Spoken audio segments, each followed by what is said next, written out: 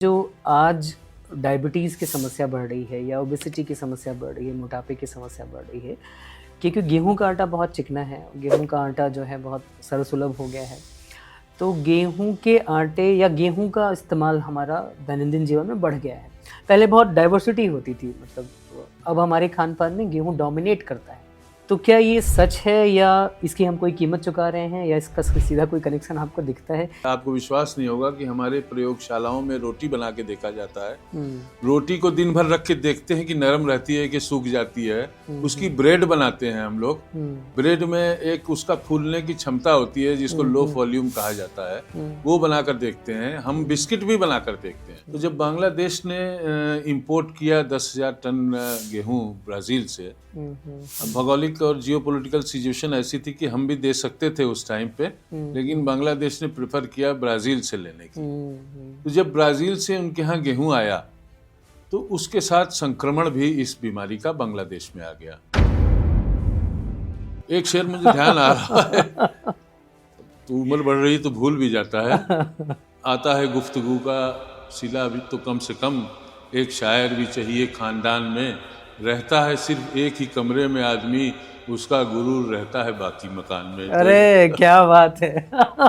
अभी भारत सरकार ने 3 फार्म लॉज बनाए थे, लेकिन उनको फिर वापस लेना पड़ा। उसमें आपसे ये सवाल पूछ रहा हूँ कि आपका व्यक्तिगत ओपिनियन क्या है इसमें? मैं व्यक्तिगत और सरकारी ओपिनियन एक ही है कि ये फार्म लॉ बहुत अच्छे थे। अगर हम ग्रीन रेवोल्यूशन का बात करते हैं तो जो ग्रीन रेवोल्यूशन के फायदे हैं वो सभी लोग बताते हैं, लेकिन उसके नुकसान को कोई नहीं बताता कि क्या क्या नुकसान। Green revolution at what cost and whether it is a green revolution और ग्रे रेवोल्यूशन। Grey revolution. किसान का बच्चा अगर किसान नहीं बनेगा तो आप समझिए इस देश का पेट कैसे भरेगा।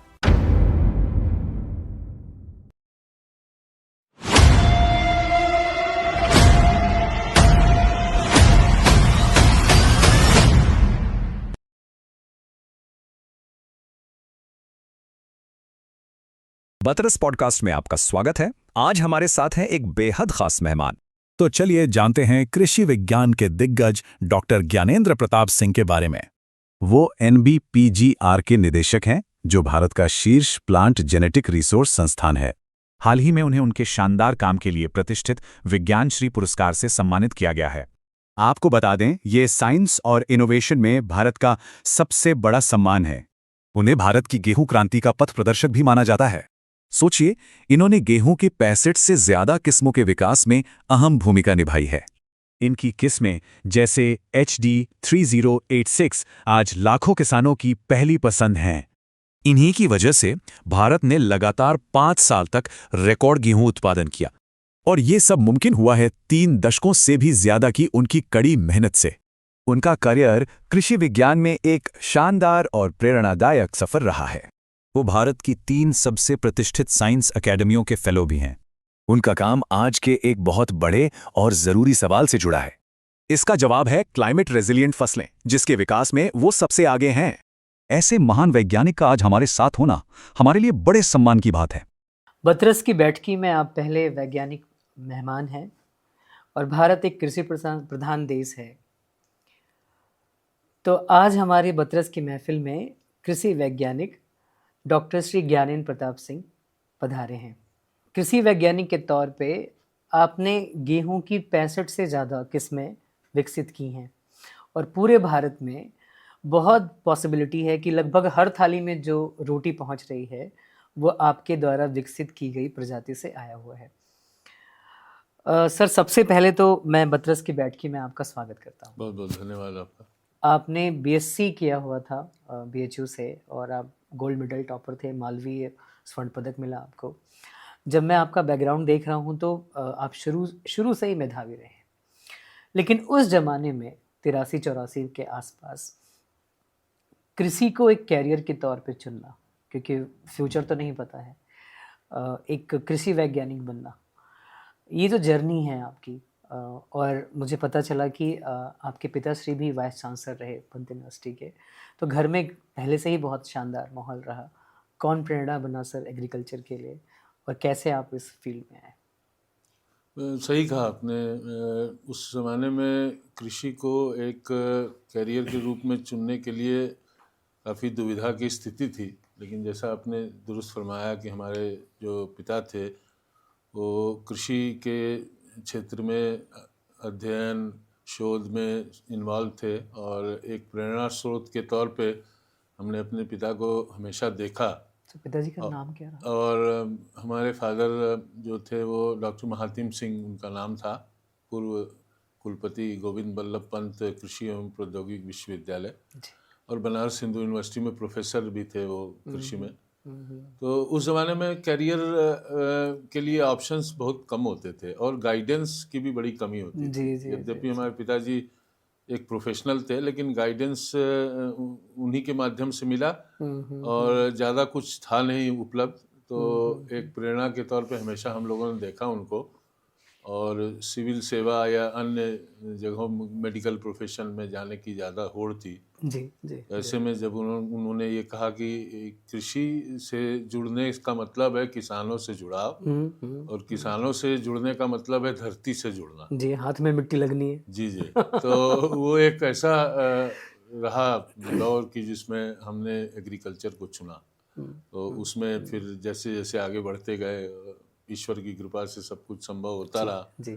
तो मैं प्रमुख तौर पे यही मानूंगा कि हमारे पिता थे प्रेरणा स्रोत इस दिशा में। जी। और उन्हीं की कृपा से और उन्हीं के मार्गदर्शन में, हालांकि बहुत समय तक साथ नहीं मिला उनका, परंतु आज जिस स्थिति में हूँ मैं ऐसा मानता हूँ कि मैं उन्हीं की कृपा से या उन्हीं के मार्गदर्शन में हुआ। जी। सर, प्लांट ब्रीडिंग के फील्ड में आपका बहुत शानदार योगदान है, और मैं अगर आम आदमी की बात करूं, जो लोग खेती से जुड़े हुए हैं उनको जानकारी है, या जिनके पास गांव है, गांव में खेत है, उनकी बात थोड़ी अलहदा हो सकती है। लेकिन ज़्यादातर शहरों में तो लोग आटा मतलब वो 5 किलो 10 किलो का जो पैकेट है गेहूं का आटा वो समझते हैं, जबकि इसकी जर्नी बहुत लंबी चौड़ी है और तब वो हमारी थाली तक पहुंचता है। बिल्कुल। आप इस पूरी प्रक्रिया से बहुत गहरे जुड़े हुए हैं, लेकिन हमारे बतरस के दर्शकों के लिए सामान्य भाषा में सर, ब्रीडिंग का जो पूरा काम है, प्लांट ब्रीडिंग, उसमें भी गेहूं वाली ब्रीडिंग जो आपने की, तो होती क्या है ये ब्रीडिंग और इसकी ज़रूरत क्यों है सर? ये ना होती तो क्या होता, कैसे की जाती है? प्लांट ब्रीडिंग या पादप प्रजनन फसल सुधार का प्रयोग है और कार्यक्रम है। और पादप प्रजनन या प्लांट ब्रीडिंग इसलिए महत्वपूर्ण हो जाता है कि आपको याद होगा कि जो एक हरित क्रांति का दौर 60 के दशक में भारत में आया, और उसके बाद गेहूं में और धान में स्वावलंबन हुआ इस देश में, वो सब प्लांट ब्रीडिंग के माध्यम से हुआ। तो एक फैसिनेशन था उस जमाने में। प्लांट ब्रीडिंग एग्रीकल्चर में एक ऐसा विषय था जो बड़ा मतलब प्रमुख विषय माना जाता था। अन्य सभी विषय जो थे वो उसके सहयोगी विषय के तौर पे लिए जाते थे। और हमारे पिताजी ने कहा कि अगर कृषि में शिक्षा ग्रहण करनी है तो उसमें प्लांट ब्रीडिंग में ही जाना है। प्लांट ब्रीडिंग का एक आम आदमी की भाषा में मैं ऐसा समझाना चाहूँगा कि जैसे दो किस्में हैं, उनके संकरण से जो नई किस्म एक बेहतरी के लिए उत्पन्न करते हैं हम लोग, उसको प्लांट ब्रीडिंग आप कह सकते हैं। जी। और इसका बहुत ही महत्वपूर्ण एग्जाम्पल या उदाहरण अगर आप देखेंगे तो जो भारत में बौनी किस्में मेक्सिको से आई 1960 के दशक में, जब भारत अपने खाद्य संकट से बहुत जूझ रहा था गेहूं के लिए, और उस समय की जो जियो पॉलिटिकल सिचुएशन थी, 1965 के आसपास युद्ध हुआ था, और एक पब्लिक लॉ 480 अमेरिकन सीनेट में पास हुआ था जिसमें भारत को गेहूं की सप्लाई की गई, वो लाल रंग के गेहूं की। तो वो ऐसे समय में ऐसा उस वक़्त के जो हमारे लीडर्स थे, प्रधानमंत्री स्वर्गीय लाल बहादुर शास्त्री जी, कृषि मंत्री उस वक़्त सी सुब्रमण्यम थे जी। और उन्होंने निर्णय लिया, और हमारे भारतीय कृषि अनुसंधान परिषद में डॉक्टर स्वामीनाथन जी का नाम सभी लोग जानते हैं। वो गेहूं आयात किया गया यहाँ पे, और उसके बाद एक लंबी कहानी है कैसे प्लांट ब्रीडिंग के माध्यम से। अच्छा सर, वो कहते हैं कि वो गेहूं बड़ा अजीब सा था, उसमें आटा गूंथते थे तो रबड़ जैसा वो हाँ, होता था। वो भारतीय परिस्थिति के अनुकूल नहीं था, क्योंकि भारत में चपाती या रोटी खाई जाती है और पाश्चात्य देशों में ब्रेड का परंपरा है, तो उनके लिए तो सारा गेहूं एक समान है। लेकिन यहाँ चपाती और उसके महिलाओं का उसके ऊपर अपना एक्सपर्टाइज चपाती बनाने का, और उसके लिए सूटेबिलिटी गेहूं की किस्मों की बहुत ही महत्वपूर्ण विषय था। और वो हाथों में चिपकने वाला आटा होता था उसका, जबकि आप देखेंगे आम गृहिणी जो हमारे घरों में कितनी एक्सपर्ट है चपाती बनाने के लिए।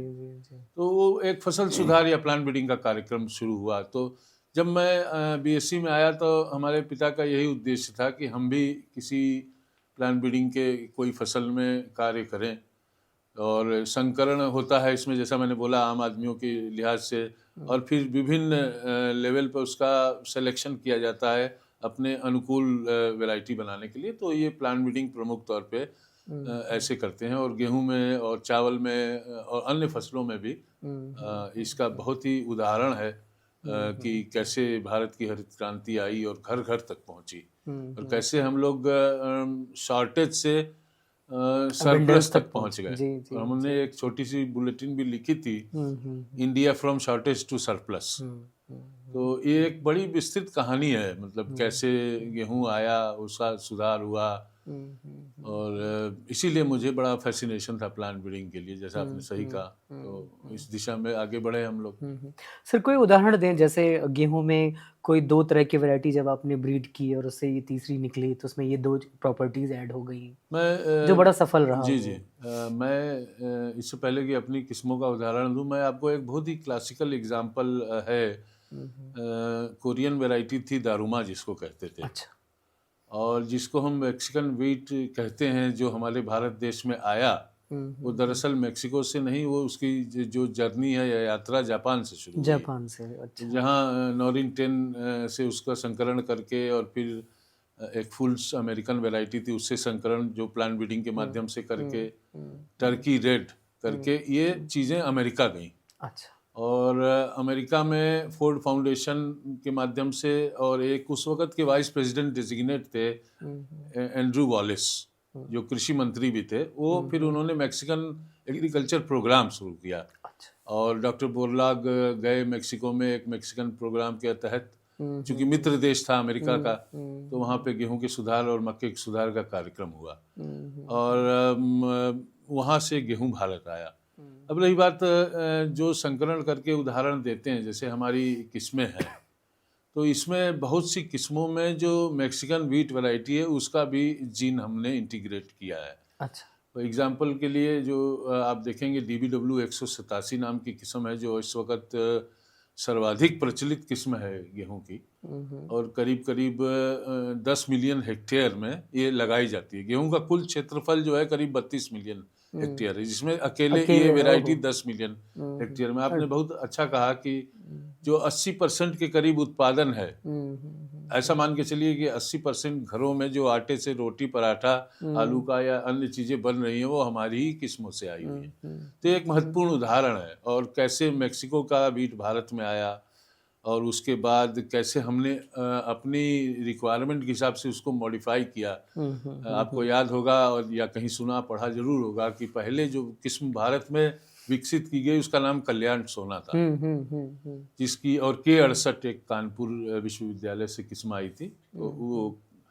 तो मैक्सिकन व्हीट में जो सबसे बड़ी कमियां थी वो वही चपाती वाली थी, कि उसका आटा बहुत चिपकने वाला होता था।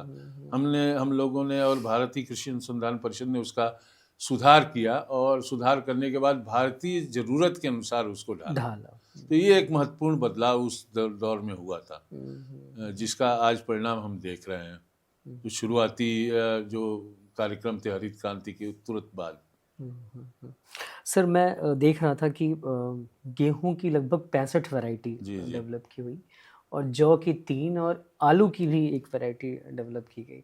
तो एक तो मेरे मन में आया कि गेहूं ही क्यों चूज़ किया गया, क्योंकि भारत में आप जो ज्योग्राफी के हिसाब से देखें तो मतलब बहुत डाइवर्सिटी है सर। लोगों में भी डाइवर्सिटी है, लोगों के खान पान के तरीके में भी डाइवर्सिटी है, और उनके कल्चर में तो डाइवर्सिटी है ही, बिल्कुल। फिर भी गेहूं चुनना और फिर जौ और आलू, तो इसका चयन कैसे किया और 65 वैरायटी की ज़रूरत क्यों पड़ती है? जैसे मान लीजिए हमने 4 या 5 वैरायटी डेवलप की, लेमैन के हिसाब हाँ, से मैं पूछ रहा हूँ सर, जी। कि अगर 4-5 वैरायटी हमने डेवलप कर ली और सक्सेसफुल रहा, तो 65 वैरायटी की ज़रूरत क्यों पड़ती है?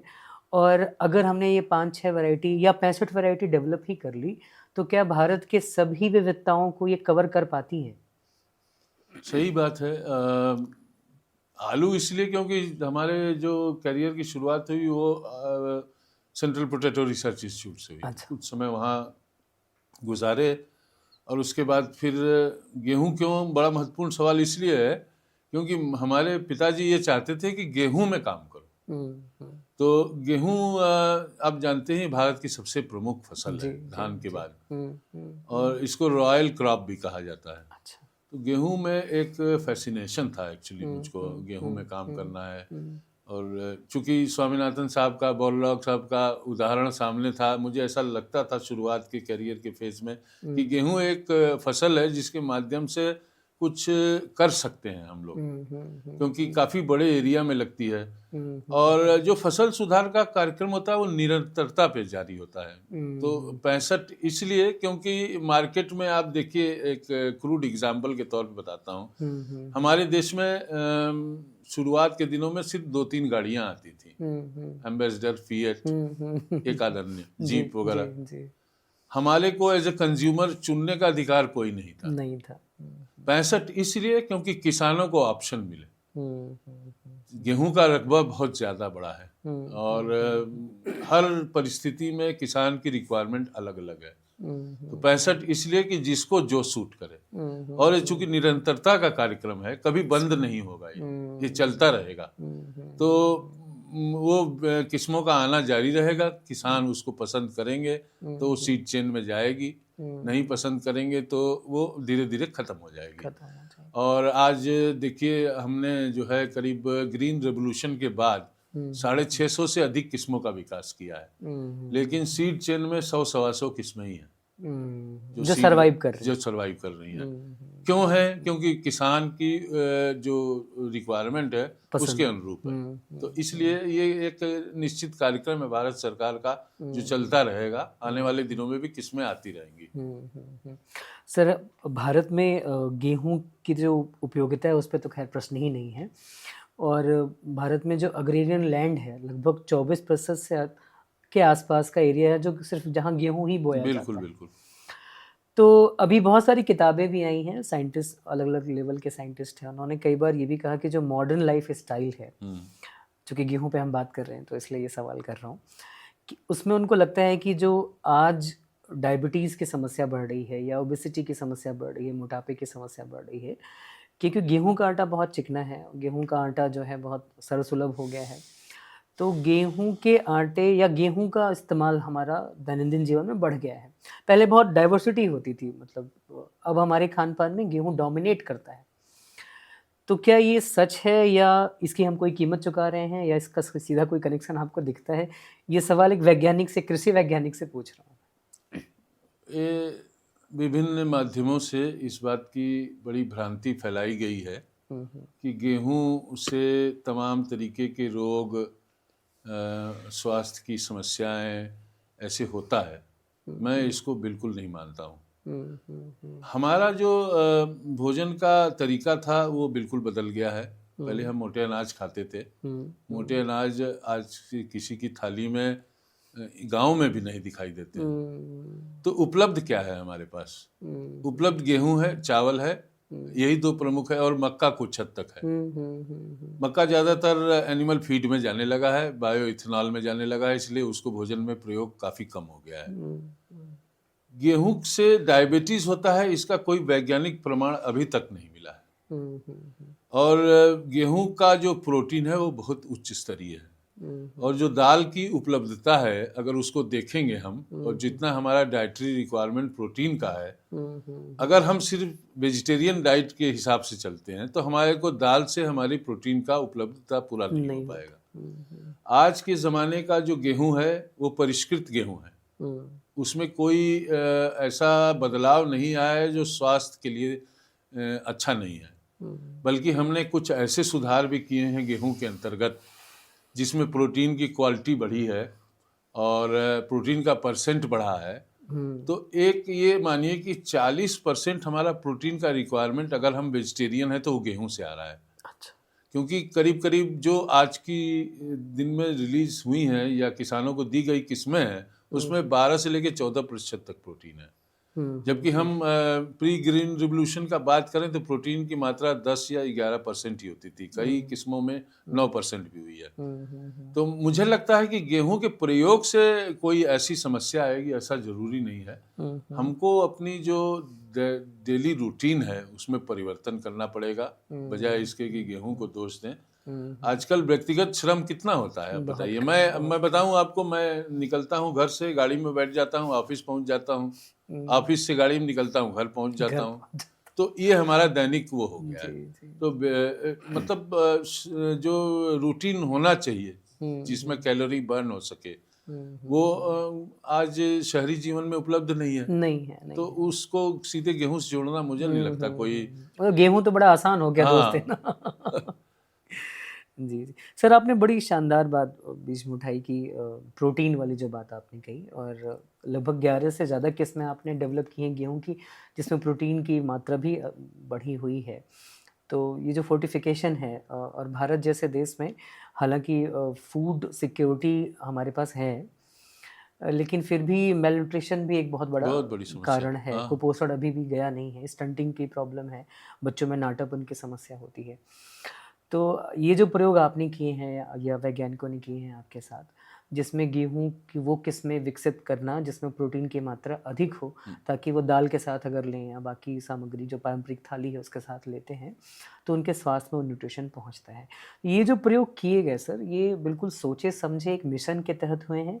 अगर ऐसा हुआ है तो आगे इसकी क्या तैयारी है सर? जहाँ तक माल न्यूट्रिशन का बात है, बड़ी गंभीर परिस्थिति है और करीब 15 वर्षों पूर्व ऐसा सोचा गया। 2010-11 में भारत सरकार का एक कार्यक्रम चला बायो फोर्टिफिकेशन का। हालांकि फोर्टिफिकेशन का कार्यक्रम काफ़ी दिनों से चल रहा है, जिसमें आप आटे में कुछ मिला दें, आयरन मिला दें, जिंक मिला दें और उसको फोर्टिफाई कर दें, लेकिन वो प्रैक्टिकल यूटिलिटी उसका मुझे बहुत अधिक दिखा नहीं। अच्छा। या आयरन या अन्य कोई तत्व मिला दिया जाए। तो 2010 और 11 में बायो फोर्टिफिकेशन का कार्यक्रम शुरू किया गया था। बिल मेलिंडा गेट फाउंडेशन गेहूं का अंतर्राष्ट्रीय संस्थान जो मैक्सिको में स्थित है, जहां से बौनी प्रजातियां आई थी, और भारत सरकार के कृषि विज्ञान संस्थान जो थे जिसमें IRI और हमारा गेहूं और जौ अनुसंधान संस्थान था।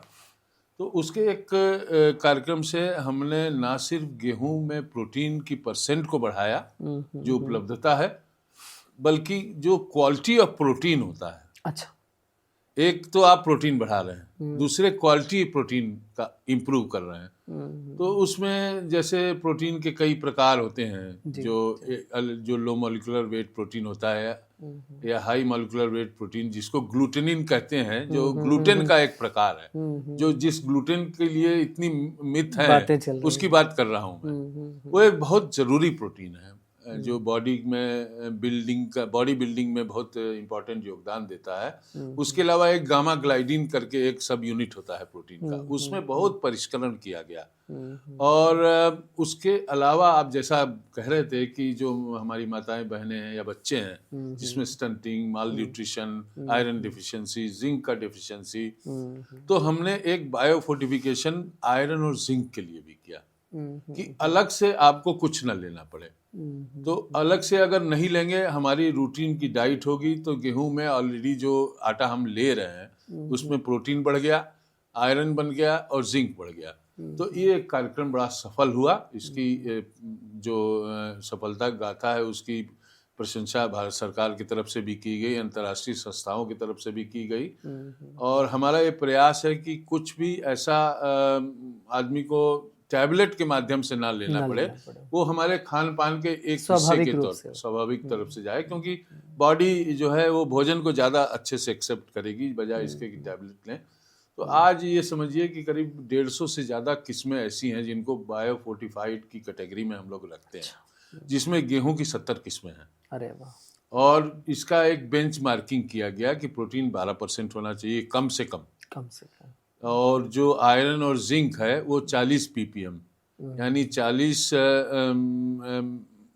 माइक्रोग्राम पर 100 माइक्रो जो है माइक्रोग्राम, तो उसको ppm के तौर पे लेते हैं हम लोग। तो 40 से कम का कोई किस्म रिलीज किसानों के लिए नहीं होगा, ये एक बेंचमार्क किया गया। तो इससे क्या हुआ कि एक नेचुरल तौर पे उपलब्धता जो थी प्रोटीन की और आयरन की और जिंक की बढ़ी।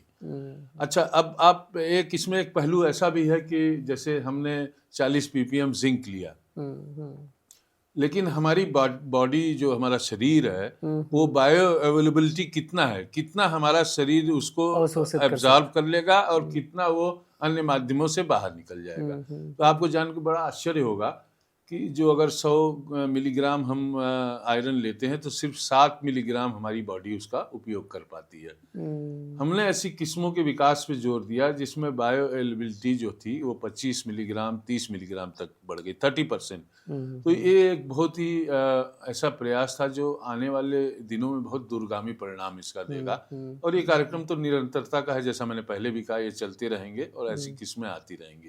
तो ये एक प्रमुख सुधार कार्यक्रम था जो हमारे नेतृत्व में चला, और मैं इसको वो मानता हूँ, गर्व के साथ कहता हूँ कि मैं इसका भागी रहा। नहीं, यकीनन सर, यकीनन सर। मेरी मन में अभी जिज्ञासा हो गई आपको सुनते ही कि ये बड़ा चैलेंजिंग टास्क भी है। जैसे आप ब्रीडिंग कर रहे हैं वीट का, आपने उसको बायो फोर्टिफिकेशन के प्रोसेस में भी जा रहे हैं, लेकिन थाली में आते आते उसका जो स्वाद है, उसका जो कलर है, उसका जो बिहेवियर है, मतलब वो प्रोसेस, आप ये सारी चीज़ें जरूर देखते होंगे, अदरवाइज तो वो सफल नहीं होगा।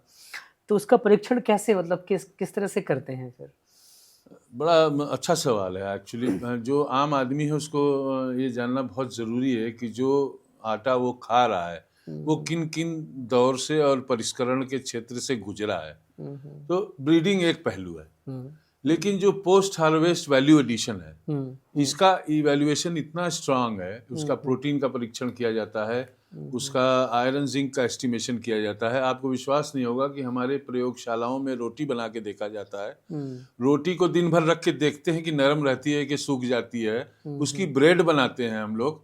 ब्रेड में एक उसका फूलने की क्षमता होती है जिसको लो वॉल्यूम कहा जाता है, वो बनाकर देखते हैं। हम बिस्किट भी बनाकर देखते हैं। अच्छा, आज जितना भी मार्केट में प्रोसेस फूड है उसका 80% व्हीट से आता है, ब्रेड बिस्किट अगर देख लें तो इसका परिष्करण, क्योंकि अंतर्राष्ट्रीय मानकों के हिसाब से ये सब चीजें होती हैं। अगर हमको compete करना है वेस्टर्न वर्ल्ड से, आगे आने वाले दिनों में हमको एक्सपोर्ट करना है व्हीट को, पिछले दिनों 10 मिलियन टन एक्सपोर्ट हुआ भारत का, तो वो हम मार्केट की तलाश में है, और जहाँ से जैसी रिक्वायरमेंट है उस हिसाब से इसका परिष्करण होता है। उसका मतलब हर प्रोडक्ट बना कर देखा जाता है। ये एक महत्वपूर्ण बात है, और मुझे लगता है कि दर्शकों को ये मालूम होना चाहिए कि गेहूं जो उनके थाली में आता है, आटा मतलब ITC या थैली वाला था, मैं ब्रांड का नाम नहीं लेना चाह रहा था, तो वो नहीं होता है। किसान के खेत में भी आटा आता है जो मिलता है, और जो हमारा अर्बन पॉपुलेशन, शायद जनरेशन जी कहते हैं, उनको ये मालूम नहीं है, जेन जी को, तो उनके लिए बहुत ज़रूरी है। जी। तो मैं ये मान रहा हूँ सर कि भारत की जो जनसंख्या है, तो भारत की जनसंख्या को देखते हुए गेहूं के लिए जो प्रयोग हुए सर, वो भारत की जो भूख है उसके खिलाफ सबसे बड़ा प्रयोग है। बिल्कुल। आपने कहा ना कि रोटी ही नहीं, ब्रेड हो गया, बिस्किट हो गया, बहुत सारी चीज़ें। और जिन राज्यों में चावल का इस्तेमाल ज़्यादा है भी, वहाँ भी किसी न किसी रूप में गेहूं पहुँचता है। तो ये बहुत शानदार रहा।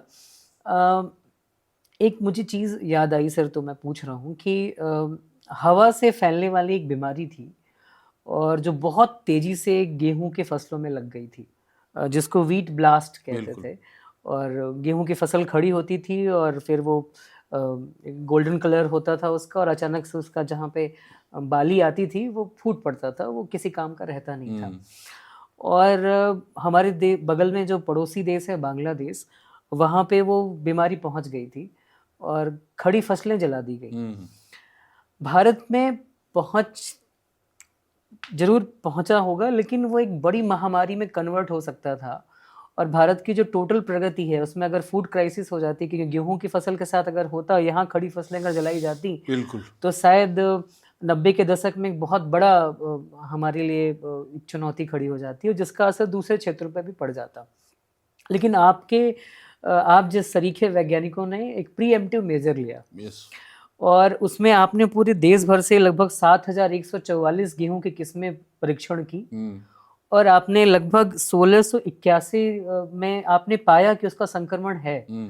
प्रीएम्प्टिव मेजर आपने इतना शानदार लिया कि भारत में वो जो व्हीट ब्लास्ट का जो क्राइसिस था वो नहीं होने पाया। तो पहले तो मैं बधाई देता हूं सर कि एक क्राइसिस आपने बिल्कुल रोक ली प्रीएम्प्टिव मेजर करके, और 90s का जो पूरा जनरेशन है वो शायद कहानी हमारे देश की कुछ अलग होती। अब ये जर्नी मैं जानना चाहता हूँ सर, क्योंकि ये इतना आसान नहीं रहा होगा, क्योंकि बगल के देश में फसलें जलाई जा रही हैं और अभी हम यहाँ ये तय कर पा रहे हैं कि कितना संक्रमण फैला है। तो कैसे ये सारी चीज़ें हुई सर? ये जो बीमारी जिसका आप जिक्र कर रहे हैं, ये पारंपरिक तौर पे गेहूं में नहीं आती है, लेकिन ब्राज़ील एक ऐसा देश है जहाँ गेहूं में इसका एक जो कॉजल ऑर्गेनिज्म है वो उस पर भी अटैक कर देता है। तो जब बांग्लादेश ने इंपोर्ट किया 10,000 टन गेहूं ब्राज़ील से, अब भौगोलिक और जियोपॉलिटिकल सिचुएशन ऐसी थी कि हम भी दे सकते थे उस टाइम पे, लेकिन बांग्लादेश ने प्रेफर किया ब्राज़ील से लेने की। तो जब ब्राज़ील से उनके यहाँ गेहूं आया तो उसके साथ संक्रमण भी इस बीमारी का बांग्लादेश में आ गया। अब आप तो जानते हैं कि जो बाउंड्री है उसको वायरस, बैक्टीरिया, फंजाई मानते नहीं है, ये तो मैन मेड बाउंड्रीज हैं। सरहदें तो कभी पंछी और इसके लिए होती नहीं है। हाँ। तो ये भारत सरकार, और ये करीब ऐसा सैंपल्स जो डिटेक्ट किए गए, जो हम ट्रैप लगाते हैं बॉर्डर पे, तो उस पर स्पोर के सैंपल आए। इसके पीछे कितना बड़ा वैज्ञानिक शोध है शायद आम जनता को कभी पता नहीं चल पाता, परंतु मैं आपके माध्यम से उनको ये बताना चाहता हूँ कि जब हमको एक अलर्ट जारी हुआ कि बस पश्चिम बंगाल में बांग्लादेश से इस बीमारी का संक्रमण आ सकता है, तो एक बहुत बड़ा इंटीग्रेटेड कार्यक्रम, और इस मौके पर पश्चिम बंगाल की सरकार को भी बहुत बहुत धन्यवाद, और भारत सरकार, भारतीय कृषि अनुसंधान परिषद और कृषि और कृषक कल्याण मंत्रालय जो है हमारा, सबके एकीकृत प्रयास से ये संभव हो सका, और पूरे बॉर्डर पे 5 किलोमीटर तक गेहूं की फसल लगाने पर रोक लगाई गई। अच्छा। और उसका रेगुलर मॉनिटरिंग हुआ। खुद मैं पूरे नॉर्थ से लेके साउथ बंगाल बॉर्डर तक ट्रैवल किया, और उसके साथ ही अंतर्राष्ट्रीय सहयोग के माध्यम से, चूंकि एक तो काम था रोकना जी, और दूसरा था कि उसको लिए तैयार होना। तो जैसा आपने कहा कि करीब 60,000 सैंपल या किस्में हमने इसके लिए बांग्लादेश में टेस्ट की। बांग्लादेश सरकार का सहयोग था, उस वक्त मित्र सरकार थी, ये संभव हो पाया। आज परिस्थितियां विपरीत है, निश्चित तौर पे आज होता तो बड़ी विकट समस्या हो जाती। और वहाँ पे टेस्टिंग हुई। उसके अलावा संयुक्त राज्य अमेरिका की एक हाई सिक्योरिटी डिजीज लैब है, वहाँ पे इसका टेस्टिंग हुआ। बोलीविया में हमने टेस्ट किया और मेक्सिको में टेस्ट किया। और आज बड़ी खुशी के साथ कहता हूँ, और मुझे बड़ा गर्व है इस बात का कि इस प्रोग्राम में मैं भी जुड़ा रहा और नेतृत्व किया इसका। भारत सरकार के माध्यम से और प्रयासों के माध्यम से हम लोग बिल्कुल तैयार हैं इस बीमारी से निपटने के लिए। और हमारे पास कम से कम 100 किस्में ऐसी हैं जिनका पर्याप्त बीज भी हमारे पास उपलब्ध है कि अगर ये बीमारी आती है तो कोई हमें खास फर्क नहीं पड़ेगा। तो ये एक बहुत ही महत्वपूर्ण कार्यक्रम था जो भारत सरकार के माध्यम से संपन्न हुआ। बांग्लादेश के लिए भी एक लेसन है कि अगर आपको कोई गेहूं की किस्म चाहिए थी तो अपनी ज्योग्राफी के हिसाब से शायद भारत उनके लिए सबसे बेहतरीन राष्ट्र होता लेने से। बिल्कुल। आजकल तो समय ऐसा है कि सीड विदाउट बाउंड्री की बातचीत हो रही है। आपको जानकर हर्ष होगा कि 2026 में ब्रिक्स का नेतृत्व भारत करेगा और उसके लिए कृषि पर विशेष सहयोग की बात चल रही है और सीड बियॉन्ड बाउंड्री की बात भारत सरकार की तरफ से की गई है। तो हम अपने मित्रवत देशों के लिए हरदम तैयार हैं सहयोग के लिए, और अगर आवश्यकता पड़ी तो हम उनका भी सहयोग लेने के लिए तैयार हैं। जी जी सर, आप अभी जैसे NBPGR के निदेशक हैं और आपकी जो संस्था है नेशनल लेवल की जो संस्था है उसका एक काम ये भी है कि वो क्रॉस बॉर्डर जो भी क्रॉप वैरायटीज़ आती हैं उन पे आपकी नज़र रहती है, आप उनकी मॉनिटरिंग भी करते हैं और नेशनल जीन बैंक जो है सीड का उसके कस्टोडियन भी हैं आप। आपकी जो संस्था है ये काम बहुत महत्वपूर्ण है। मतलब हमारे देश में जो भी वैरायटी आ रही है, कोई फॉरेन वैरायटी ऐसी ना आ जाए जो हमारे पूरे बायो इकोसिस्टम को डिस्टर्ब करे। तो इसकी मॉनिटरिंग कैसे होती है? आपकी एजेंसी इसमें कैसे काम करती है? और एक मेरे मन में सवाल याद आ रहा है कि बतरस के ही एक एपिसोड में एक काफ़ी पुराने जर्नलिस्ट आए थे, अरविंद कुमार सिंह, वेटरन जर्नलिस्ट हैं। कृषि पत्रकारिता में भी अच्छा काम है उनका। तो उन्होंने कहा था कि एग्ज़ाम्पल लिया था सर कि वैराइटीज़ बनती हैं, जैसे बीटी कॉटन सीड्स का उन्होंने नाम लिया। उन्होंने कहा कि इसकी इतनी सारी फेक वैराइटीज़ मार्केट में हैं और जुर्माना इतना कम है, तो जैसे आप वैज्ञानिक लोग बहुत मेहनत करते हैं, अगर वो मार्केट में फेक वैराइटीज़ होंगी तो वो सारे जरूर। सेल्फ डिफीटिंग हो जाएगा सारा प्रोसेस। तो एक तो पहलू ये सर, दूसरा जो नेशनल जीन बैंक का एज ए कस्टोडियन आपकी संस्था काम करती है, इसको थोड़ा सा समझना चाहते हैं। देखिए, कृषि तब से भारत में आया जब से ये भारत बना है, 5,000 से ज़्यादा वर्षों से या उससे भी पहले से। और ऐसा कोई नया बात नहीं है। और ये एक प्राकृतिक बदलाव के जरिए जो परिष्करण वैरायटी का, जो आप प्लांट ब्रीडिंग कह रहे थे, एक तो मैन मेड प्लांट ब्रीडिंग है, एक नेचर के द्वारा प्लांट ब्रीडिंग, इवोल्यूशनरी प्रोसेस के थ्रू। तो भारत विविधता से भरा हुआ देश है, क्योंकि इसमें हर किस्म की जलवायु, हर किस्म की फसल दसों हजार वर्ष से मौजूद है। और एक रेगुलर प्रोसेस ऑफ इवोल्यूशन के जरिए इन किस्मों का विकास और परिष्करण होता रहा। तो भारत में लैंड रेसेस, खास तौर पे उन फसलों में जहाँ की उद्गम क्षेत्र भारत है, जैसे धान है, जैसे अन्य फसलें हैं, बैगन है, या सब्जियों में तमाम ऐसी चीजें हैं, जौ है, गेहूं का सेकेंडरी सेंटर ऑफ ओरिजिन है, माने वो टर्की से आया इधर और फिर परिष्कृत हुआ और फिर फैला। तो सबका बायोडाइवर्सिटी या जो है यहाँ पर उपलब्ध थी। अब अगर हम ग्रीन रेवोल्यूशन का बात करते हैं, तो जो ग्रीन रेवोल्यूशन के फायदे हैं वो सभी लोग बताते हैं, लेकिन उसके नुकसान को कोई नहीं बताता कि क्या क्या नुकसान है। तो उसका सबसे बड़ा एक दिक्कत ये था कि जैव विविधताएं जो हमारी थी उस पर खतरा उत्पन्न हुआ। तो हमारे जो लीडर थे उस समय, उन्होंने ये फैसला किया कि जितनी भी जैव विविधताएं हैं उनको खोजा जाएगा और एक जीन बैंक की स्थापना की जाएगी और उसमें उनको स्टोर किया जाएगा। ये एक बीजों का बैंक है। खास तौर से आप यूं समझें कि अगर कभी आवश्यकता पड़ गई तो वो उनका उपयोग कैसे होगा। तो एक उदाहरण है कि जब सुनामी आया था पिछले दिनों भारत में 10 वर्ष पूर्व या 15 वर्ष पूर्व, तो जो कोस्टल एरिया का बनाना का या केले की जो फसल थी पूरी तरह से वाइप आउट हो गई, खत्म हो गई थी। और हमारे जीन बैंक से मल्टीप्लाई करके वहाँ पे फिर उसको दोबारा लगाया गया।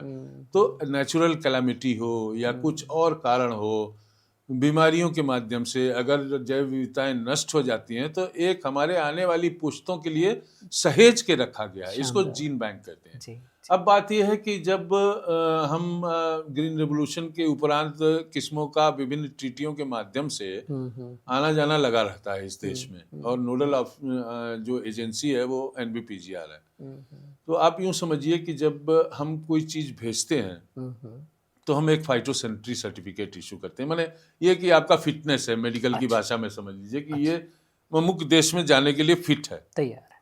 वैसे ही जब हम कोई बीज मंगाते हैं तो वहां से भी एक फाइटोसैनिटरी सर्टिफिकेट लेते हैं कि यहाँ कोई ऐसा रोग, कीट, व्याधि, बीमारी ना हो जो हमारे देश में उपलब्ध नहीं है और बीजों के माध्यम से आ जाए। जैसा कि आप देखें पीछे भी हुआ है कई दफे, जैसे वो एक कांग्रेस ग्रास है, वो भी PL 480 गेहूं के साथ ही आई थी, और आप कोई क्षेत्र ऐसा नहीं है जहाँ वो आपको दिखाई नहीं देगी। तो उसका परिष्करण किया जाता है, उसके कीटों का, उसकी बीमारियों का। और अगर जो बीमारियां हमारे भारत में उपलब्ध नहीं है, अगर उन किसी भी तरह से वो आ जाती हैं और वो बीमारियां फसल को सिर्फ 10% ही इफेक्ट करती हैं, तो भी 54,000 करोड़ रुपए का नुकसान सालाना हो सकता है। और ये फिगर बढ़ता जा रहा है, ये लाख करोड़ तक पहुंचेगा। तो आप समझिए कि कितना सेंसिटिव काम NBPGR के माध्यम से परिष्करण का किया जाता है। और कोई भी बीज डायरेक्ट किसी को हैंड ओवर नहीं किया जाता है। 1 साल उसको कंट्रोल कंडीशन में ग्रो करते हैं, जहाँ की कीड़े वगैरह बाहर ना जा पाए, परागण ना हो पाए, इस तरह से हम उसको रखते हैं। तो साल भर के परिष्करण के बाद उसको हैंड ओवर किया जाता है। तो एक बड़ा स्ट्रिक्ट रेगुलेटरी प्रोसेस है, ऐसा समझिए आप।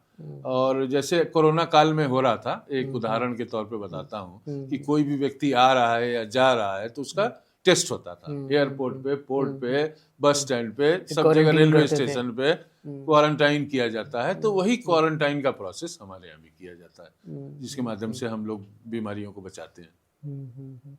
सर, मुझे थोड़ा ये समझने का मन कर रहा है कि जो सीड है, जो पॉलिनेशन प्रोसेस है, हवा के माध्यम से, पानी के माध्यम से, जैसे आपने कहा भी कि प्रकृति में वो तो सरहदें मानते नहीं हैं, तो आपकी नोडल एजेंसी इस पे कैसे मॉनिटर कर पाती होगी? क्योंकि बहुत सारी चीज़ें हवा के माध्यम से, पानी के माध्यम से।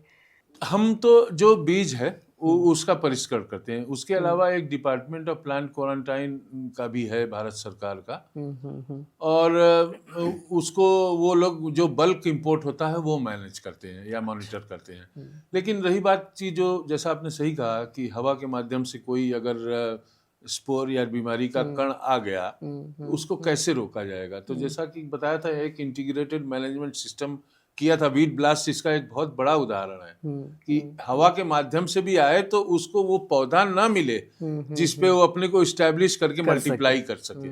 तो 5 किलोमीटर सरहद से कोई भी गेहूं को हमने बिल्कुल बैन लगाया था 3 वर्षों तक, और उसमें पश्चिम बंगाल सरकार का भी बड़ा सहयोग था। मॉनिटरिंग के अलग अलग लेवल हैं, इसके बावजूद आ जाते हैं। ऐसा बात नहीं है कि हम 100% 100% तो नहीं कर सकते। जी जी जी जी सर, हम हमेशा फूड सिक्योरिटी की बात करते हैं, एक हद तक हमने अचीव भी कर लिया है, कम से कम अब तो हम एक्सपोर्ट भी करते हैं। भारत में जो विविधता है सर, वो क्रॉप में भी नज़र आती है, और फूड सिक्योरिटी का एक पहलू ये भी है कि बायोडाइवर्सिटी भी होनी चाहिए, और भारत की ज्योग्राफी तो बहुत ही शानदार है इस मामले में। सॉइल डाइवर्सिटी भी बहुत शानदार है। तो जब हम 65 से ज़्यादा किस्में, जैसे आपने बताई, आपने खुद ही डेवलप कर रखी हैं वीट की, और जब हम प्लांट ब्रीडिंग करते हैं, एक खास मिशन, एक खास मकसद के साथ करते हैं, और फिर उसका कॉमर्शियल लाइसेंस इशू करते हैं, जैसे आपने जो ब्रीडिंग की है उसमें 900 से ज़्यादा लाइसेंस कॉमर्शियली, इसका मतलब वो मार्केट के लिए बहुत बेहतरीन सक्सेसफुल रहे हैं। तो ये एक तरीके से एक होमोजिनाइजेशन की तरफ जाएगा। तो एक तरफ हम बायोडाइवर्सिटी की बात कर रहे हैं, और एक तरफ हम होमोजिनाइजेशन की तरफ ऑटोमेटिकली पहुंच रहे हैं। तो बायोडाइवर्सिटी तो जो फूड सिक्योरिटी है सर, उसमें हम किस कॉस्ट पे हमें बायो सिक्योरिटी मिल रही है? बायो सिक्योरिटी तो फूड सिक्योरिटी तो मिल रही है, लेकिन क्या उसकी कोई अलग कॉस्ट हम दे रहे हैं? जैसे मैंने एक उदाहरण दिया कि होमोजिनाइजेशन होता जा रहा है। इसमें मैं छोटे छोटे कई सवाल लूँगा सर, क्योंकि बहुत ज़रूरी है। जैसे मैंने सॉइल की बात की, आप इकट्ठे जवाब देंगे तो एक पूरा एक कॉन्टेक्स्ट बन जाएगा कि अगर एक तरह का सीड पहुंच रहा है, तो हम एक तरह के सॉइल ट्रीटमेंट पे भी ज़्यादा जोर देंगे, और फिर उसकी कौन सी कॉस्ट हम दे रहे हैं। उसमें ये बात भी आती है कि इंडिजेनस एग्रीकल्चर प्रैक्टिसेस भी हैं। अब भारत में बहुत इथनिक डाइवर्सिटी भी है, तो वहाँ पे जो हमारे पारंपरिक तरीके हैं वो भी ख़त्म होते जाएंगे, तकनीक का बहुत ज़्यादा इस्तेमाल अगर हम करते हैं तो। फिर होता है कि जो हमारे सीड हैं सर, जो पारंपरिक तरीके से प्रिजर्व किए जा रहे हैं, जैसे मुझे याद आता है बचपन में सर कि हम लोग बीज खुद सजोते थे, उसमें से कुछ बचते थे, कुछ खराब हो जाते थे, तो कई बार आस पड़ोस से हम व्यवस्था करते थे, लेकिन घरों में या गाँवों में बीजों को सहेजने की अपनी एक परिपाटी थी। लेकिन अभी अगर मैंने अभी बात की, जैसे पिताजी को फ़ोन लगाया कि कैसे वो हर साल गेहूं की खेती करते हैं, अभी गेहूं का सीज़न खेती का चल ही रहा है, तो वो कहते हैं बस मार्केट में जाते हैं और जो सबसे बेहतरीन वो दुकानदार कहता है, तो वहाँ भी एक होमोजिनाइजेशन दिखता है मुझे। तो मेरा सवाल एक लाइन का है सर, जो मैं करने की कोशिश कर रहा हूँ कि फूड सिक्योरिटी हो रही है, लेकिन किस कॉस्ट पे? बिल्कुल।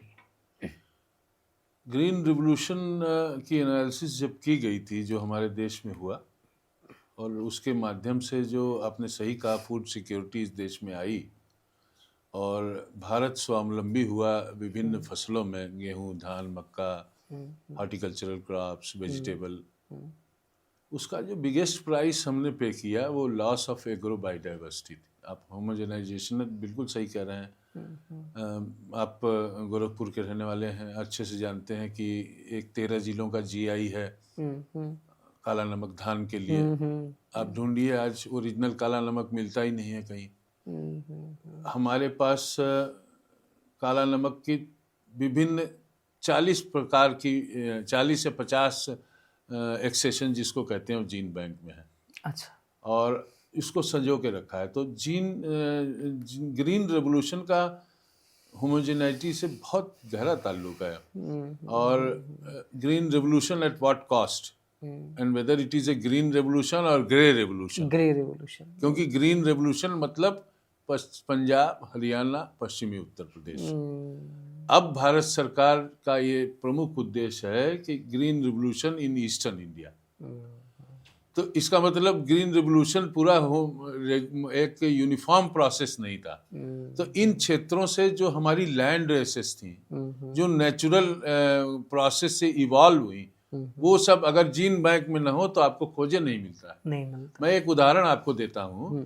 पिछले दिनों मयूरभंज जिले का एक किसान हमारे पास आया जो एनजीओ के माध्यम से कार्य करता है, और उसने कहा कि साहब, गोविंद भोग नाम की एक, जैसे आपका काला नमक वैसे बंगाल और उड़ीसा का गोविंद भोग, अच्छा, एक non basmati aromatic scented variety, land race पुरानी 5000 साल का जिसका इतिहास, और वो उसके पास नहीं है, गुम हो गई, खत्म हो गई, क्योंकि वो अब जो प्रोडक्टिविटी लो था उनका, तो उसको कोई किसान लगाना पसंद नहीं किया, कमर्शलाइजेशन हो। तो हमने उसको दिया क्योंकि हमारे जीन बैंक में थी।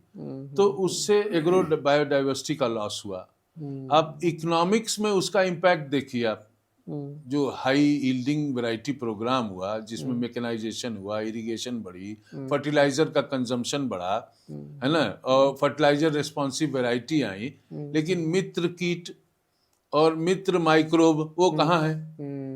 वो इंसेक्टिसाइड के माध्यम से समाप्त हो गए। सॉइल में एक पूरा एक माइक्रो और मिनी कॉम्प्लेक्स होता है माइक्रोब्स का, जो मित्रता के साथ पौधे के साथ ग्रो करता है, पूरा बायोम बनता है, वो भी नहीं है।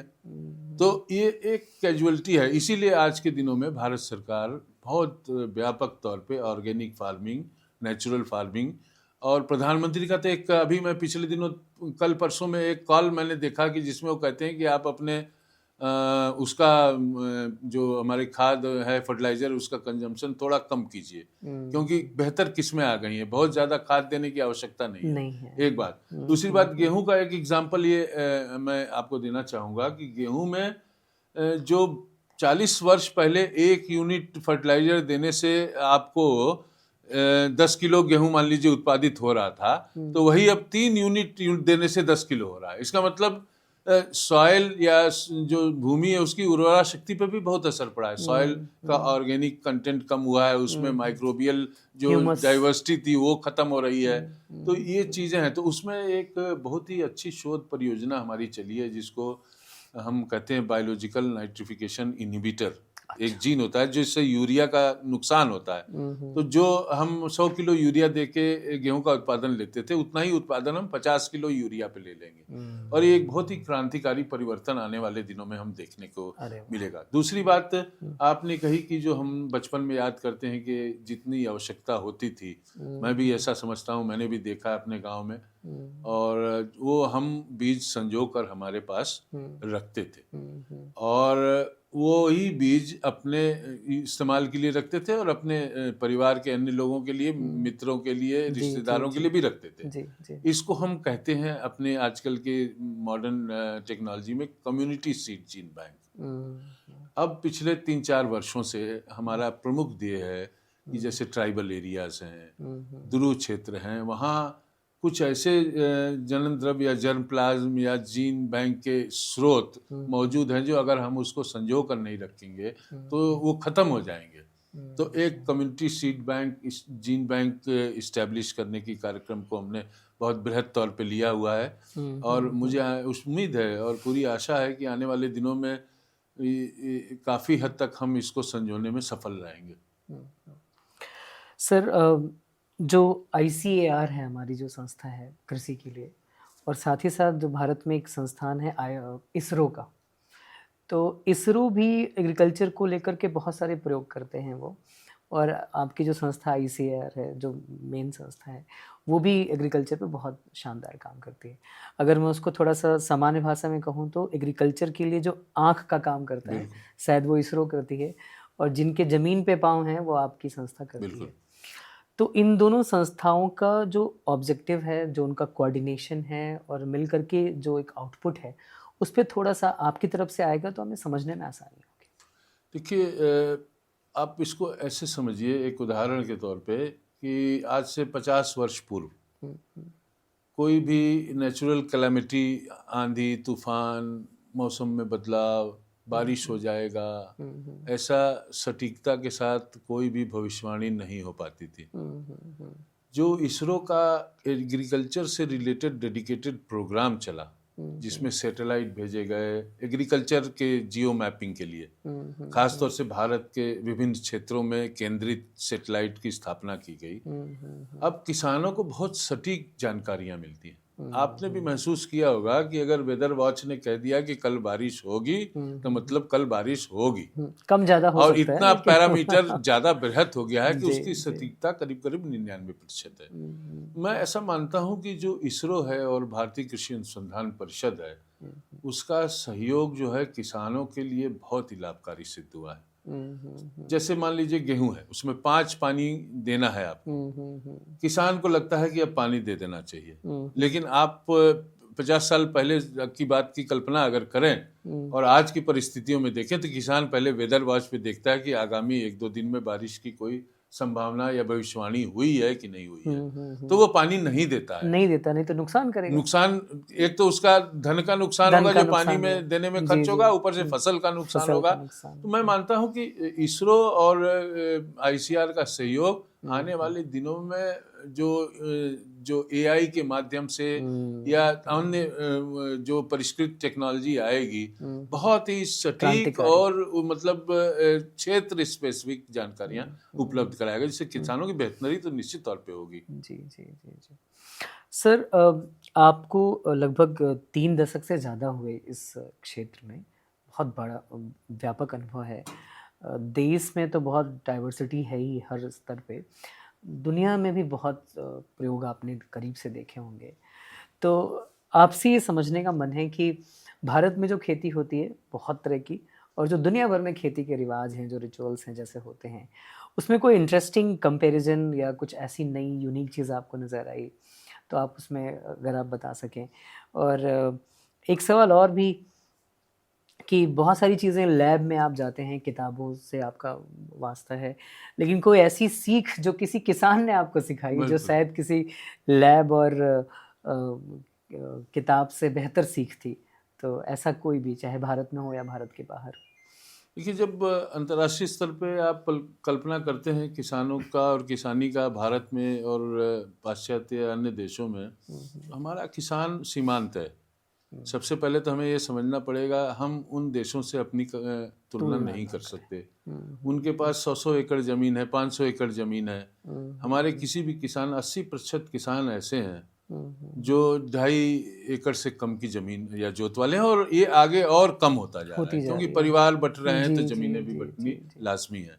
तो उनके साथ डायरेक्ट कोई ऐसा नहीं है। जो भी चीज़ें हम सोचते हैं कि किसी देश में अच्छी हैं, तो उस किस्मों का आयात करते हैं, और अगर किसान के खेत में सीधे चली जाए तो वो सबसे बड़ी बात है, और नहीं तो उसको परिष्करण के माध्यम से सुधार कर अपने भारतीय जल जो परिस्थितियां उसके अनुसार डालकर हम डालते हैं।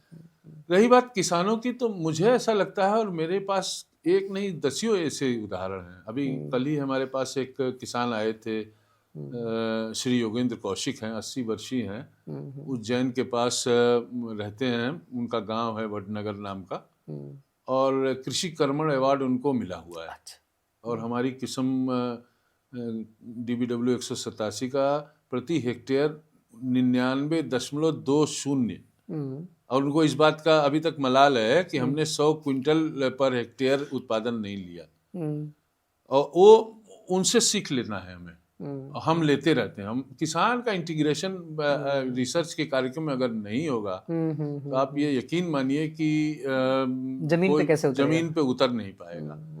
तो उनका ये कहना था कि किसमें अर्ली हो, टिलरिंग थोड़ी बेशक कम हो, माने फुटाव, लेकिन दाने बहुत भारी होने चाहिए, क्योंकि मध्य प्रदेश और ऐसा क्षेत्र है जहाँ से हम ज्यादातर एक्सपोर्ट करते हैं। और उन्होंने एक सीख ये दिया कि आप लोग वैज्ञानिक 100 किलो गेहूं के बीज का रिकमेंडेशन देते हैं प्रति हेक्टेयर, उन्होंने वही उत्पादन 25 किलो में ले लिया, यानी 75% कम मात्रा में। बहुत बड़ी बात। और नेचुरल और ऑर्गेनिक फार्मिंग को कैसे मिक्स किया जाए।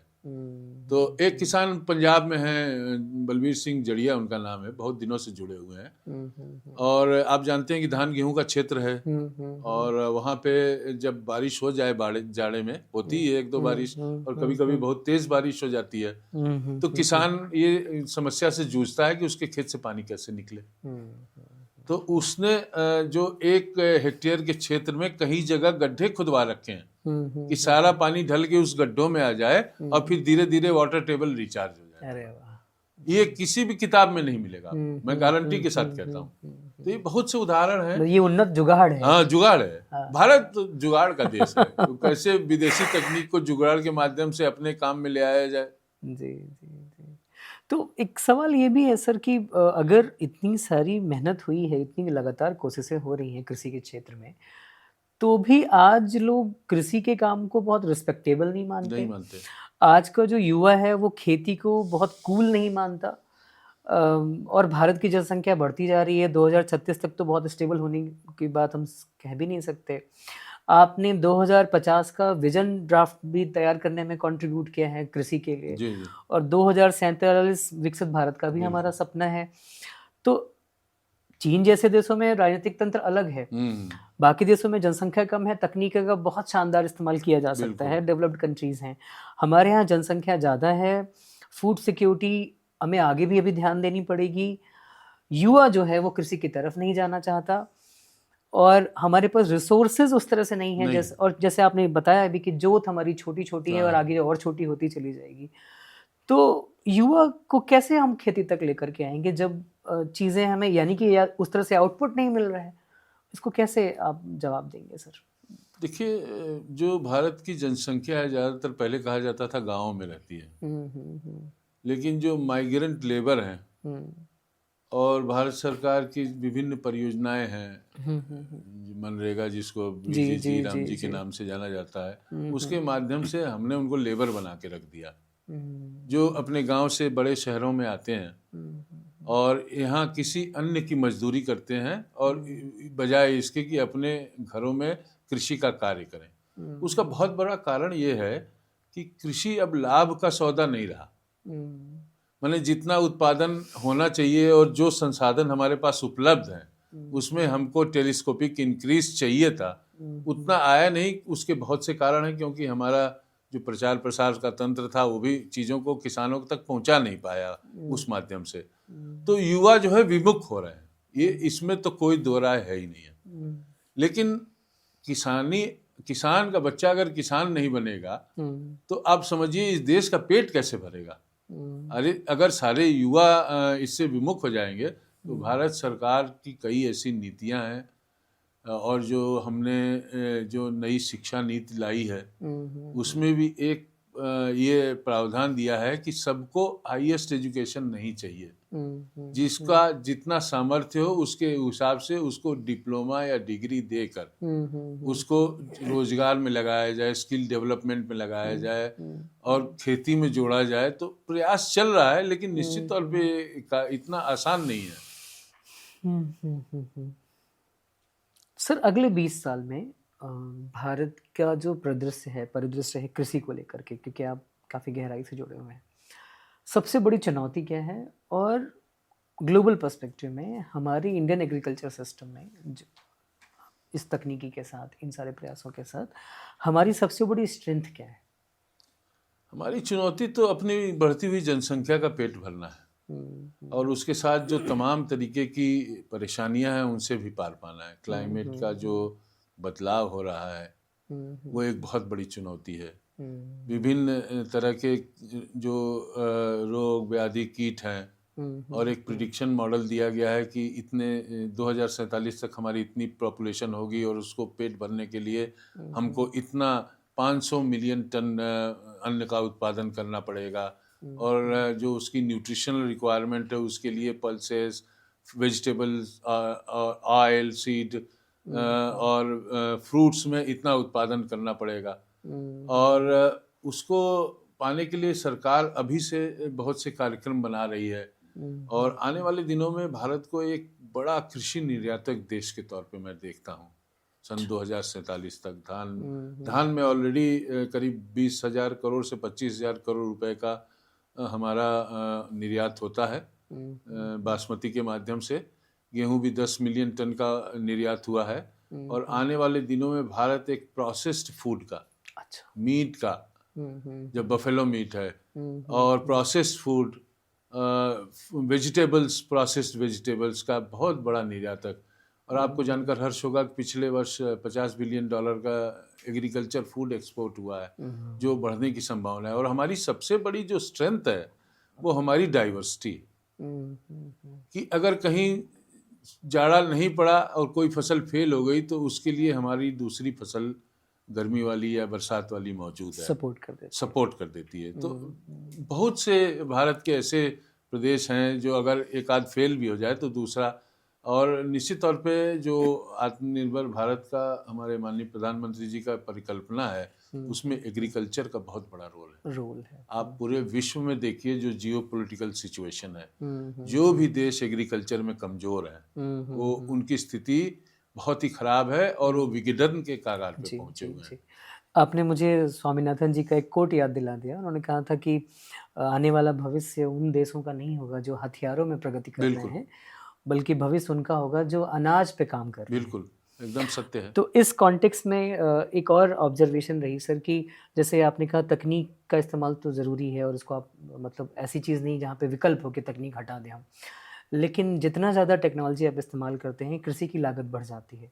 दूसरे महिलाओं के बारे में भी, कृषि में महिलाओं की भूमिका बहुत ही निर्णायक होती है और जिस पारंपरिक तौर से जिस तरह के काम महिलाओं को दिए जाते हैं उसमें टेक्नोलॉजी में कोई इनोवेशन भी नहीं दिखता है। जितने भी यंत्र यूज़ इस्तेमाल होते हैं वो पुरुष यूज़ करते हैं, कहीं कहीं महिलाएं भी यूज़ करती हैं, लेकिन जो पारंपरिक तौर से महिलाएं जो काम करती हैं उनमें कोई यांत्रिक तौर पे कोई बहुत इनोवेशन नहीं दिखता है। तो इन दोनों बातों को मिलाते हुए एक सवाल मैं आपसे ये करना चाहता हूँ कि भारत में एक संस्कृति है, कृषि संस्कृति भी है, इसको कैसे हम अकोमोडेट करके देखें? क्योंकि आने वाला जो अगला 20 साल है या 2047 का जो लक्ष्य है, इन सब बातों को नज़रअंदाज करके तो हम नहीं लेके चलते। बिल्कुल सही बात है। महिलाओं का जो भागीदारी है मुझे लगता है कि करीब आधे से ज़्यादा है। पॉपुलेशन आधी है लेकिन कंट्रीब्यूशन 70% है। और कृषि की जो मेन वर्क फोर्स है, लेबर, वो सब महिलाएं हैं। चाहे धान की कटाई हो, गेहूं की कटाई हो, बुआई हो, उसका परिष्करण हो, वो है।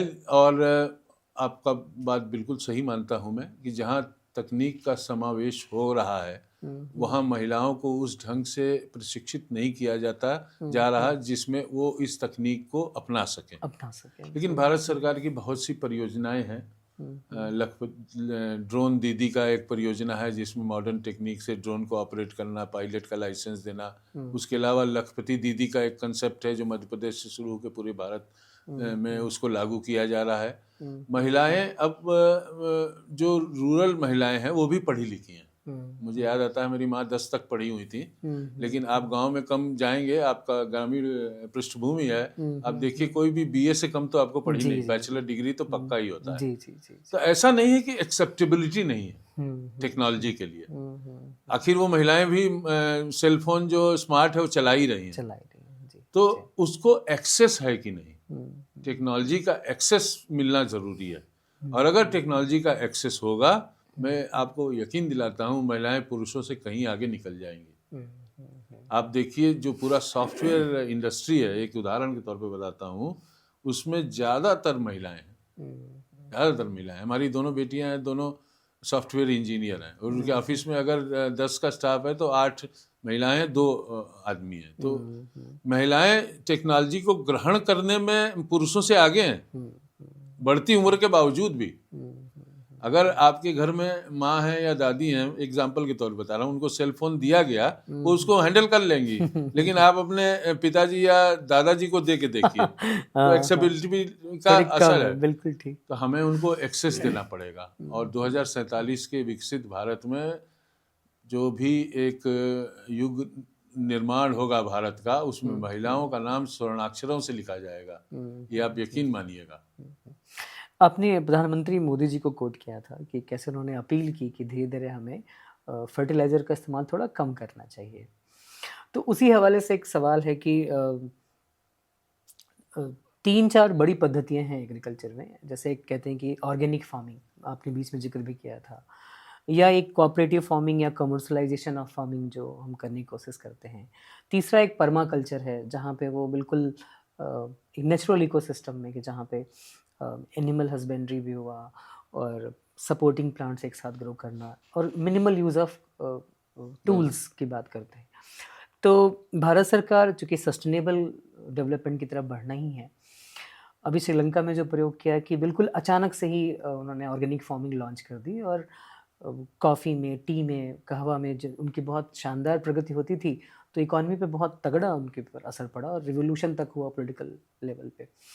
तो भारत सरकार या आप काफ़ी गहरे से जुड़े हैं तो इसलिए सवाल कर रहा हूँ मैं कि भारत के लिए, भारत की परिस्थितियों के हिसाब से किस तरफ जाना हमारे लिए मुफीद होगा? पर्माकल्चर बहुत नेचुरल हो जाएगा और शायद वायबल ना हो, वो आप बताएंगे, और ऑर्गेनिक फार्मिंग की तरफ बढ़ेंगे या कमर्शलाइजेशन की तरफ बढ़ेंगे? देखिए, भारत जैसा आपने पहले कहा था डाइवर्स कंट्री है। जी जी। एक मॉडल यहाँ चल नहीं सकता। और जो हमसे भूल हुई है इतिहास में, ग्रीन रिवॉल्यूशन का नाम लेना चाहूँगा, कि हमने सिर्फ इम्प्रूव्ड एग्रीकल्चर पे ध्यान दिया। जो भी एग्रीकल्चर था जिसमें हाई यील्डिंग वेराइटीज़ थी, मैकेनाइजेशन था, और इन जो इंसेक्टिसाइड पेस्टिसाइड का यूज़ था, इरिगेशन था, तो उसका नुकसान तो एकदम सामने है कि वाटर टेबल नीचे चला गया, सॉइल का फ्लोरा फाउना ख़त्म हो रहा है। हमने अपनी बायोडाइवर्सिटी कंप्रोमाइज़ करीब करीब कर दी थी। और तो इसीलिए एक मॉडल तो यहाँ के लिए सार्थक नहीं है। भारत में ही बहुत से उदाहरण है, जैसे सिक्किम है, आप किसी भी पहाड़ी क्षेत्र में चले जाइए, हिमाचल है, सिक्किम है, उत्तराखंड है, वहाँ पे ऑर्गेनिक फार्मिंग होती है, कोई इनऑर्गेनिक फर्टिलाइजर नहीं डाला जाता है। और चूंकि उनकी रिक्वायरमेंट इतनी ज़्यादा नहीं है और वहाँ की कंडीशंस इस प्रकार की है कि वहाँ सफल होती है। सिक्किम में भी सफल रही, हिमाचल उत्तराखंड में भी चलती है, जम्मू कश्मीर के भी कुछ हिस्सों में चलती है। लेकिन एक मॉडल मैं फिर कहता हूँ कि भारत के लिए सही नहीं। हमको समावेशी कृषि नीति अपनानी है जिसमें इम्प्रूव्ड एग्रीकल्चर, क्योंकि हमको अपने पॉपुलेशन का पेट भी भरना चाहिए। हमें कभी भी ये नहीं भूलना चाहिए कि हमारी जनसंख्या जो आज 1 अरब 40 करोड़ है और अभी बढ़ रही है, वो स्टेबल होगी 2047 के बाद। तो तब तक लगातार पेट भरना है तो आपको फर्टिलाइजर भी डालना है, इरिगेशन भी लेना है, हाई यील्डिंग वेराइटीज भी यूज करनी है, ऑर्गेनिक फार्मिंग भी करनी है, आपको नेचुरल फार्मिंग भी करनी है, आपको कोऑपरेटिव फार्मिंग भी करनी है, क्योंकि जोत बहुत छोटी हो गई है और चीन जैसे देशों से हमारी तुलना नहीं हो सकती है। उनका एक डिक्टेटोरियल रिजीम है, वो जो भी सरकारी आदेश है सबको मानना है, लैंड होल्डिंग किसी की नहीं है, सब सरकार की है। हमारे पास अपनी लैंड होल्डिंग है, तो हम ऐसा मानते हैं। और जो जनजातीय क्षेत्र हैं, जिस परमा फार्मिंग की आप बात कर रहे हैं, जनजातीय क्षेत्र जहाँ तकनीक का समावेश नहीं हुआ, जैसे आप ये समझिए कि छत्तीसगढ़ का बस्तर का इलाका और सुकमा का इलाका हो, या गढ़चिरौली का इलाका महाराष्ट्र में हो, जहाँ नक्सल प्रभावित थे, आखिर उनको भी तो आपको एक्सेस देना है, वो भी तकनीक की तरफ देख रहे हैं। नक्सल मुक्ति अभियान तो सफल रहा, लेकिन अब उनका विकास कैसे होगा? बिना डेवलपमेंट के तो सस्टेन नहीं कर पाएंगे, फिर वही असंतोष उपजेगा और फिर वही दिक्कतें होंगी। तो वहां पे उनके अनुरूप ये जो है उसको लगाना, तो कॉम्बिनेशन ऑफ ऑल हमारा मंत्र है। सर, आपने सरकार की बात की तो बहुत संक्षिप्त में मुझे ध्यान आ गया ये सवाल कि अभी भारत सरकार ने 3 फार्म लॉज बनाए थे, लेकिन उनको फिर वापस लेना पड़ा। उसमें आपसे ये सवाल पूछ रहा हूँ कि आपका व्यक्तिगत ओपिनियन क्या है इस पे? मैं व्यक्तिगत और सरकारी ओपिनियन एक ही है कि ये फार्म लॉ बहुत अच्छे थे। अच्छा। और इसको रिपील जो किया गया, भारत सरकार के समक्ष जो भी परिस्थितियां रहीं, राजनीतिक परिस्थितियां, सामाजिक असंतोष, डिसरप्शन ऑफ सोशल लाइफ, क्योंकि मैं उस वक्त करनाल में था और मुझे दिल्ली आना पड़ता था, और किन किन रास्तों को हमने नहीं देखा उस दरमियान मैं बता नहीं सकता आपको। 5 घंटे 8 घंटे बड़ी आम बात थी। तो इन सब चीज़ों को देखते हुए भारत सरकार ने एक साहसपूर्ण फैसला लिया, परंतु जो लॉ थे, लॉ किसानों की भलाई के लिए थे। अच्छा। और उसमें किसान को बरगलाया गया, उनके जो नेतृत्व था आंदोलन का, किसानों को सही सूचना नहीं दी गई, किसानों को फ्री मार्केट एक्सेस दिया जा रहा था, उनको मंडी टैक्स से छूट मिलवाई जा रही थी, और तीनों लॉ किसान के बेहतरी के लिए बने हुए थे। और मेरा ऐसा अभी भी मानना है कि ये लॉ बहुत अच्छे थे और किसी न किसी स्वरूप में ये दोबारा वापस आएंगे, आप यकीन मानिए, क्योंकि अब किसानों की तरफ से भी ये डिमांड उठने लगी है। आपको मंडी नहीं जाना, आपको जहां आपको ठीक लगता है वहां अपना सामान बेच दो। आप अपने खेत पे बेच दो, आप अपने मंडी में बेच दो, किसी प्राइवेट बायर को बेच दो। कोई मंडी, uniform one India one market की परिकल्पना की गई थी उसमें। तो मैं ऐसा मानता हूं कि ये लॉ बहुत ही अच्छे थे, लेकिन बड़े ही दुर्भाग्यपूर्ण तरीके से इसको वापस लेना पड़ा। सरकार की समस्याएं थी, और मैं समझता हूं कि एक ठीक ही निर्णय लिया प्रधानमंत्री ने, और परंतु इसको दोबारा इसको आना चाहिए, मैं ऐसा मानता हूं। सर, इस पॉडकास्ट में और पहले भी जो आपसे बातचीत हुई, तो मुझे कभी लगा नहीं कि मैं एक बहुत गंभीर वैज्ञानिक से बात कर रहा हूँ। बहुत सरल सहज, और मुझे आपके बारे में पता चला कि आप बहुत शेर व शायरी भी लिखते हैं, और यहीं आके मुझे पता चला अपने स्टूडियो में ही कि आप बहुत आध्यात्मिक भी हैं, गीता और इस्कॉन के भी मेंबर हैं आप। तो ये एक टोटलिटी में जो एक पर्सनालिटी है, और बहुत लिखते भी हैं सर आप, रिसर्च पब्लिकेशन भी बहुत शानदार है, वर्क लाइफ बैलेंस। ये मैं आखिरी सवाल ले रहा हूँ आपसे, तो कर्म और भाग्य, ये सब पे आपकी एक टिप्पणी चाहता हूँ मैं सर।